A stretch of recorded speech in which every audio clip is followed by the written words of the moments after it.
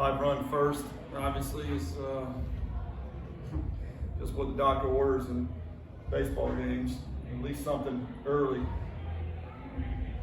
It's kind of weird.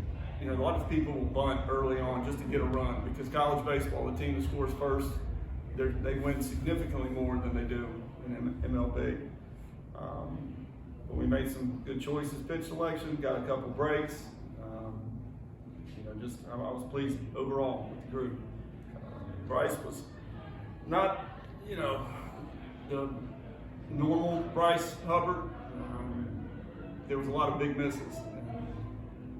He's so good that he can still give you 5 2/3 or whatever he gave us, and navigate through it. We got a little sloppy there at the end, but I think how many times we walked before. But all in all, it's a good ball game. Proud of him. You talked about, the scoring first, I think it's 3 5-run innings, all of them in the first couple innings of the game this week. How much does that kind of take the win, do you think, out of another team when that happens to early on? It's so much easier to go out and pitch. Close games, and you're thinking your offense is crap, and they're not going to score, and I got to be perfect. I got to do this, do that. That's no way to go about, trying to pitch. And when you can jump out and get going and start fast, that's awesome. It definitely helps.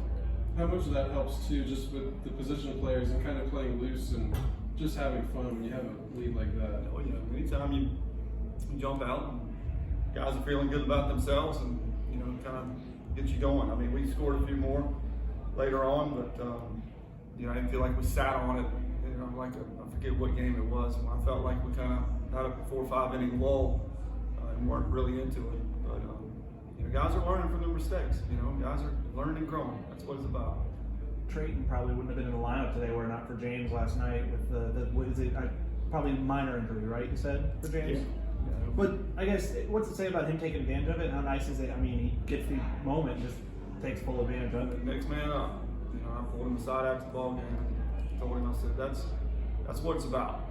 We knew he was special because he's a throwback. He plays with his hair on fire, and he doesn't care where he plays. He doesn't, and he can play literally all of them.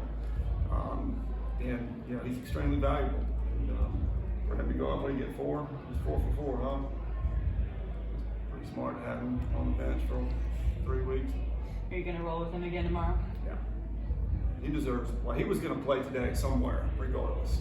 And again, we made a little tweak with the swing, and his BP's been 60% better. He can. Again, he was a guy that would get so far turned, he was literally seeing out of one eye. And there was some swings that were like, wait a minute now, back early on, and he just got to where now when he goes, both eyes are still, something crazy simple like that. A lot of times I remember Griffey Jr. just looking out at the pitcher, making sure they were both exaggerating the heck out of it. So we love him though. You say he can play anywhere. You're gonna have to do what you did, play them all. He can do it a lot better than I did. I can promise you that. He can run, he can throw, he's got a cannon, he's got power, and he's again just to watch him play is fun. He cut that ball off, kept the guy going from third, kept the guy scoring on the ball that got all the way to the wall. Jaime had one down the right field line, but he did correctly, got to it quick. Little things, they matter. Outside, I believe his last year in high school, he also played football. Just like you said, also playing all 9 positions. Just that ability to compete in different sports and also compete all over the field. Just how much does it help a freshman when they're coming in first year? 11 had a lot of brothers come through, and I was with him for quite a few years. And it was amazing how many of the brothers, the one that you favored, the way he went about his business, he played football and the other one didn't. We tell people all the time, you can get hurt doing anything. Don't let somebody tell you you need to be sports specific in 9th grade. You go play it.